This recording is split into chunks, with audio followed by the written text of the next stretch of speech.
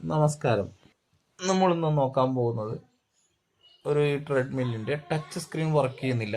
അത് എന്തുകൊണ്ടാണ് അങ്ങനെ വരുന്നതെന്നും അത് നിങ്ങൾക്ക് എങ്ങനെ അത് കൃത്യമായി സർവീസ് ചെയ്യാമെന്നുള്ളതുമാണ് ഞാനിതിലൂടെ പരിചയപ്പെടുത്തുന്നത്. അപ്പോൾ ഇതൊരു ഓൺലൈൻ പ്രോഡക്റ്റാണ്, ഓൺലൈനിൽ പർച്ചേസ് ചെയ്തതാണ്. ഇപ്പോൾ കസ്റ്റമർ പറഞ്ഞിരിക്കുന്നത് ഈ സാധനം വർക്ക് ചെയ്യുന്നില്ല എന്നുള്ളതാണ്. അപ്പോൾ നമ്മൾ ചെന്ന് നോക്കുമ്പോൾ അത് വളരെ സിമ്പിളായിട്ടുള്ളൊരു കേസായിരുന്നു ആ കംപ്ലൈൻറ്റ് വന്നിരുന്നത്. അപ്പോൾ അത് എന്താണെന്ന് ഞാനിതിൻ്റെ അവസാനം ഞാൻ പറയുന്നതായിരിക്കും.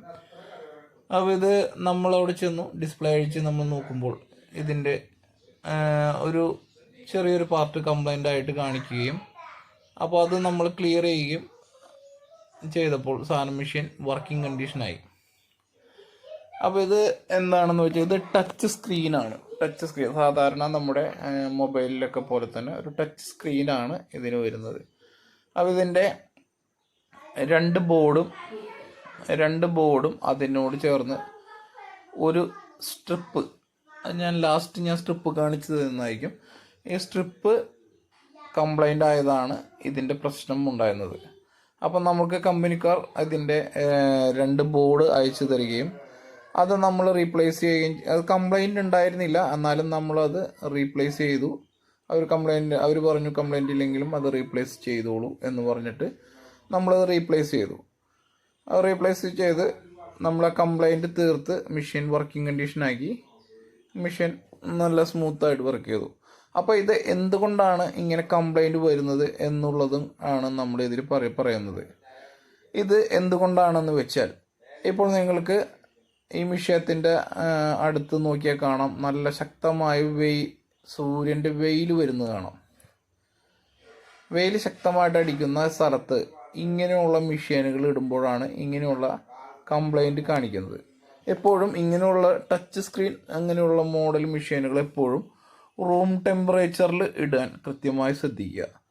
ഇപ്പോൾ ജിമ്മുകളിലായാലും ടച്ച് സ്ക്രീനുള്ള മെഷീനുകൾ ഒരിക്കലും ശക്തമായ വെയിലടിക്കുന്ന ഭാഗത്ത് ഇടാതിരിക്കുക. അങ്ങനെ ഇടുമ്പോൾ എന്താണെന്ന് വെച്ച് കഴിഞ്ഞാൽ ഇതിൻ്റെ ഒരു പ്ലാസ്റ്റിക്കിൻ്റെ ഒരു സ്ട്രിപ്പാണ് ഇതിൻ്റെ ഉള്ളിലുള്ള കോണ്ടാക്റ്റ് നിയന്ത്രിക്കുന്നത്. ഈ സാധനം ഈ വെയിൽ കയറ്റി അത് പൊള്ളയ്ക്കുകയും അതിൻ്റെ കണക്ഷൻ കിട്ടാതെ വരികയും ചെയ്യും. അപ്പോൾ ഈ സാധനം കംപ്ലൈൻ്റ് ആവുകയും ചെയ്യും. അപ്പോൾ നമുക്ക് ഇങ്ങനെ കംപ്ലൈൻറ്റ് വന്നു കഴിഞ്ഞാൽ ഈ മുകളിലുള്ള ആ ഗ്ലാസ് പാനൽ മൊത്തമായിട്ട് മാറാനേ പറ്റത്തുള്ളൂ. അപ്പോൾ അത് നമുക്കിപ്പോൾ ഇവിടെ അവൈലബിൾ അല്ല ആ ഒരു സാധനം. അപ്പോൾ പരമാവധി നമ്മൾ സാധാരണ റൂം ടെമ്പറേച്ചറിലിട്ട് ഉപയോഗിക്കാൻ ശ്രമിക്കുക. അപ്പോൾ അങ്ങനെയാണ് ഇതിൻ്റെ കംപ്ലൈൻറ്റ് വന്നത്. അപ്പോൾ ആ സ്ട്രിപ്പ് നമ്മൾ അഴിച്ച് അത് കറക്റ്റ് ചെയ്യുകയാണ് ഈ വിഷയത്തിന് നമ്മൾ ചെയ്തത്. അപ്പോൾ സ്ട്രിപ്പും കാര്യങ്ങളും എങ്ങനെയാണെന്ന് വെച്ചാൽ അത് ഞാൻ ഇതിൻ്റെ അവസാനം ഞാൻ പറയുന്നതായിരിക്കും.